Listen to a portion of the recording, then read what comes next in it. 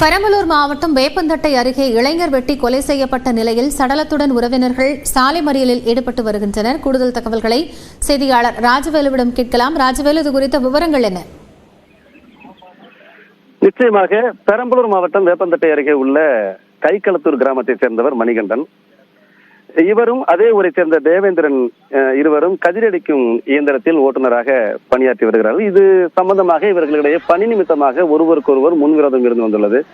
இந்நிலையில் இன்று அவர்களிடையே பேச்சுவார்த்தை நடத்தி சுமூகமாக போய்விடலாம் என்று கைகளத்தூர் காவல் நிலையத்தில் புகார் கொடுத்து அது தொடர்பாக ஒரு காவலரும் ஒரு ஹோம்கார்டு அவரை சேர்ந்து 3 பேரும் சேர்ந்து பேசியதாக தெரிகிறது. அப்போது தேவேந்திரன் திடீரென தான் மறைத்து வைத்திருந்த அறிவாளால் மணிகண்டனை வெட்டியதில் அவர் சம்பவ இடத்திலேயே உயிரிழந்து விட்டார்.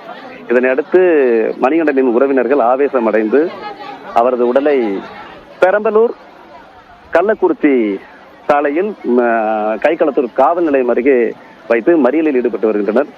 காலை 11 மணியிலிருந்து தொடர்ந்து இந்த போராட்டம் நடைபெற்று வருகிறது.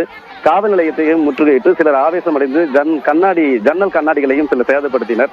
இந்நிலையில் இது குறித்து பேச்சுவார்த்தை நடத்துவதற்காக பெரம்பலூர் மாவட்ட காவல் கண்காணிப்பாளர் ஆதர்ஷ் பசேரா, திருச்சி சரக DIG Varun Kumar, sub collector sir ஆட்சியர் கோகுல் உள்ளிட்ட அதிகாரிகள் பேச்சுவார்த்தையில் ஈடுபட்டு வருகின்றனர். இன்னும் உடன்பாடு எட்டப்படவில்லை, சுமூகமான முடிவும் இல்லை, பதட்டமான சூழல் நிலவுகிறது. சுமார் 200க்கும் மேற்பட்ட போலீசார் குவிக்கப்பட்டுள்ளனர்.